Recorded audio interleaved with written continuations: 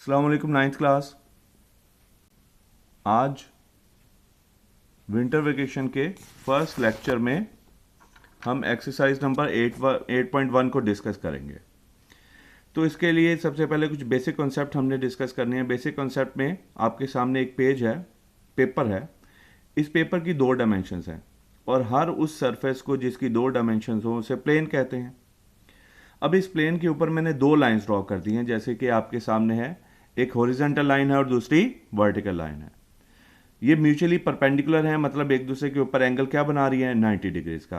तो अगर प्लेन के ऊपर हम दो म्यूचुअली परपेंडिकुलर लाइंस ड्रॉ कर दें, जिनमें से एक हॉरिजॉन्टल लाइन हो और दूसरी वर्टिकल लाइन हो, तो इस प्लेन को हम कार्टेशियन प्लेन कहते हैं। और ये लाइंस, जो हॉरिजॉन्टल लाइन है इसको एक्स एक्सिस और जो वर्टिकल लाइन है इसको वाई एक्सिस कहते हैं। अब इन दोनों लाइंस ने क्या किया है, इस कार्टेशियन प्लेन को चार हिस्सों में डिवाइड कर दिया है। हर हिस्से को हम कहते हैं क्वाड्रेंट। अब इनके पॉइंट ऑफ इंटरसेक्शन को क्या कहते हैं हम, ओरिजिन। ओरिजिन के लेफ्ट साइड पर पॉजिटिव एक्स एक्सिस है, राइट साइड पर पॉजिटिव एक्स एक्सिस है, लेफ्ट साइड पर नेगेटिव एक्स एक्सिस है। इससे ऊपर पॉजिटिव वाई है और इसके नीचे नेगेटिव वाई है। याद रखिएगा कि ओरिजिन के कोऑर्डिनेट्स हमेशा क्या होते हैं, 0 0। तो पॉजिटिव एक्स और पॉजिटिव वाई के दरमियान जो क्वाड्रेंट है वो फर्स्ट क्वाड्रेंट कहलाएगा। नेगेटिव एक्स और पॉजिटिव वाई के दरमियान क्वाड्रेंट को हम सेकंड क्वाड्रेंट कहेंगे। नेगेटिव एक्स और नेगेटिव वाई के दरमियान जो क्वाड्रेंट है उसको थर्ड, और पॉजिटिव एक्स और नेगेटिव वाई के दरमियान जो क्वाड्रेंट है उसको फोर्थ क्वाड्रेंट कहेंगे। इसमें जितने भी ऑर्डर पेयर्स हैं यानी पॉइंट्स हैं, उनका एक्स कोऑर्डिनेट भी पॉजिटिव होगा और वाई भी पॉजिटिव। सेकंड में x negative y positive, third में एक्स भी नेगेटिव और वाई भी नेगेटिव, और फोर्थ में एक्स पॉजिटिव और वाई नेगेटिव है। तो ये कार्टेशियन प्लेन इनफैक्ट किससे मिलकर बनती है, इन्हीं ऑर्डर पेयर यानी पॉइंट से मिलकर बनती है। अच्छा, अब जितने भी पॉइंट्स एक्स एक्सिस पर होंगे, तो मैंने बताया आपको फर्स्ट क्वाड्रेंट में जो पॉइंट होंगे उसका एक्स और वाई कैसा होगा, सेकंड क्वाड्रेंट में जो पॉइंट्स होंगे उनके एक्स और वाई कैसा होगा, थर्ड क्वाड्रेंट में जो पॉइंट्स होंगे उनका एक्स और वाई कैसा होगा, और फोर्थ क्वाड्रेंट में जो पॉइंट्स होंगे उनका एक्स और वाई कैसा होगा। ऐसे पॉइंट्स जो कि एक्स एक्सिस के ऊपर हैं, उनका एक्स कोऑर्डिनेट कोई भी स्पेसिफिक वैल्यू हो सकती है, लेकिन उनका वाई कोऑर्डिनेट हमेशा क्या होगा, 0। और ऐसे सभी पॉइंट्स जो वाई एक्सिस के ऊपर हैं उनका एक्स कोऑर्डिनेट 0 होगा। तो किसी भी ऑर्डर पेयर के एक्स कोऑर्डिनेट को हम एब्सिसा कहते हैं और वाई कोऑर्डिनेट को हम ऑर्डिनेट का नाम भी देते हैं। अब इन बेसिक कॉन्सेप्ट्स की मदद से हम एक्सरसाइज नंबर 8.1 स्टार्ट कर सकते हैं। तो इसका क्वेश्चन नंबर 1 है, पॉइंट पी है, -4 3 पूछा गया है कि ये कौन से क्वाड्रेंट में है। तो चूंकि एक्स नेगेटिव और वाई पॉजिटिव है तो ये सेकंड क्वाड्रेंट में होगा। ये आपके सामने x negative y positive. Point q, x भी नेगेटिव वाई भी नेगेटिव, तो ये इसका थर्ड क्वाड्रेंट होगा। पॉइंट आर, एक्स भी पॉजिटिव वाई भी पॉजिटिव, कौन से क्वाड्रेंट में ये लाई करेगा, ये फर्स्ट क्वाड्रेंट में लाई करेगा। और पॉइंट एस, एक्स पॉजिटिव है और वाई नेगेटिव है, तो ये फोर्थ क्वाड्रेंट पे लाई करेगा। तो ये क्वेश्चन नंबर 1 आपका कंप्लीट हो गया जो स्मार्ट सिलेबस में मेंशन है। इसके बाद क्वेश्चन नंबर 2 आ गया। क्वेश्चन नंबर 2 में हमने ग्राफ ड्रॉ करना है और इक्वेशन गिवन है x इज इक्वल टू -3। तो अगर एक ही वेरिएबल x हो तो वो अगर उसकी आप लाइन ड्रॉ करें तो वो y एक्सिस के पैरेलल होगी। और किस में से पास कर रही होगी, x के कौन से पॉइंट में से, -3 से। तो आपने करना क्या है कि जैसे हॉरिजॉन्टल लाइन और वर्टिकल लाइंस ड्रॉ की हैं, इनको इक्वली स्पेस करना है। जैसे पहली लाइन को मैंने 1 का मार्क दे दिया, दूसरी को 2 का, इसी तरह -1 और -2। इधर भी मैंने 1 सेंटीमीटर के डिस्टेंस पर मार्क कर दिया, 1 2 3 4। इधर भी 1 सेंटीमीटर के डिस्टेंस पर -1 -2 -3 एंड -4। तो अब चूंकि ये x की वैल्यू क्या है, -3, और चूंकि एक ही वेरिएबल x है तो ये y एक्सिस के पैरेलल होगी और किस में से पास कर रही होगी, -3 में से, यानी नेगेटिव x एक्सिस के पॉइंट -3 में से। उसके बाद दूसरी जो आपने इक्वेशन ग्राफिकली ड्रॉ करनी है उसमें वेरिएबल y है। तो जिसमें वेरिएबल y होगा, सिर्फ वेरिएबल y होगा, वो x एक्सिस के पैरेलल होगी, जैसे ये लाइन ड्रॉ की है। और कहां से पास करेगी, -1 में से, y की वैल्यू -1 में से। इसी तरह इसका पार्ट नंबर 7 है। पार्ट नंबर 7 में इसमें वेरिएबल x भी है और वेरिएबल y भी है। तो ये ना x एक्सिस के पैरेलल होगी और ना ही y एक्सिस के पैरेलल होगी, बल्कि ये इंक्लाइंड लाइन होगी। अच्छा, अब इसमें आपने ऑर्डर पेयर बनाने हैं, यानी दो पॉइंट्स बनाने हैं। तो x की कोई भी वैल्यू सब्स्टिट्यूट कर सकते हैं। मैंने कौन सी वैल्यू सब्स्टिट्यूट की, x की 0।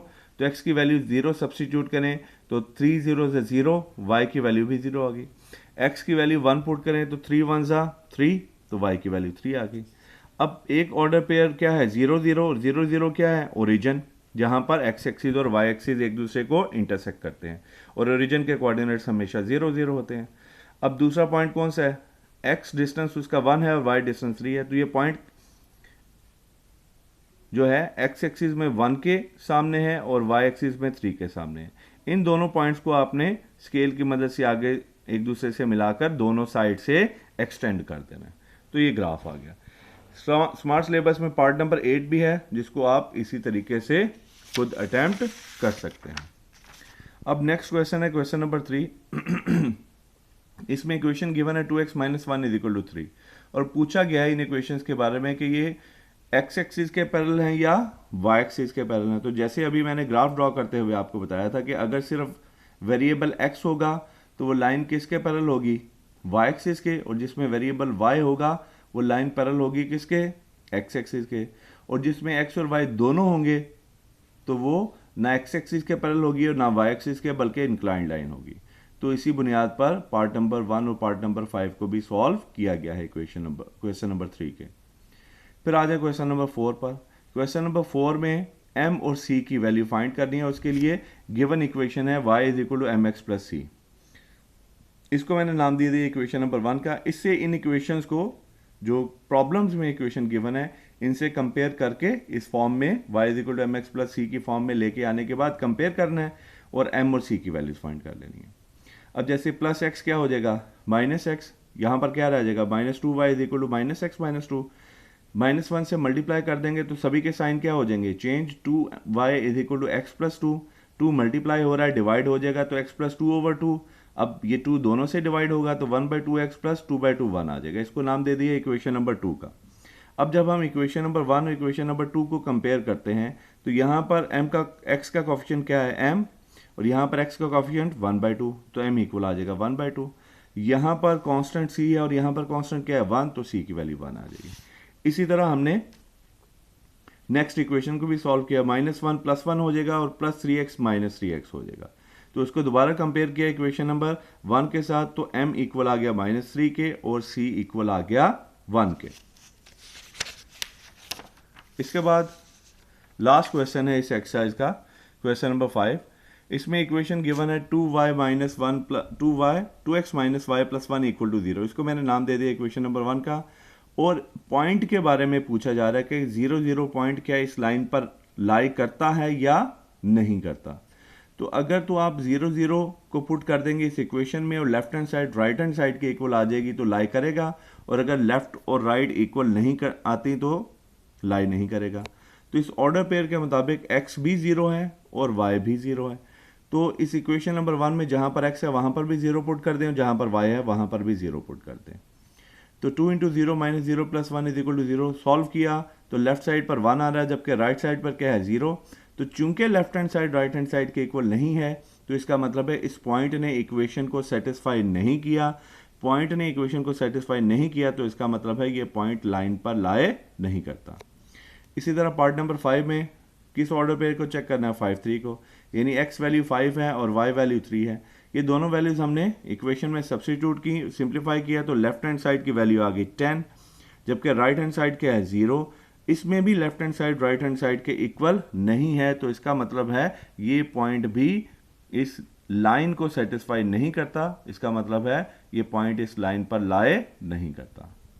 तो ये आज का लेक्चर था। नेक्स्ट एक्सरसाइज हम इंशाल्लाह नेक्स्ट लेक्चर में डिस्कस करेंगे। Thank you.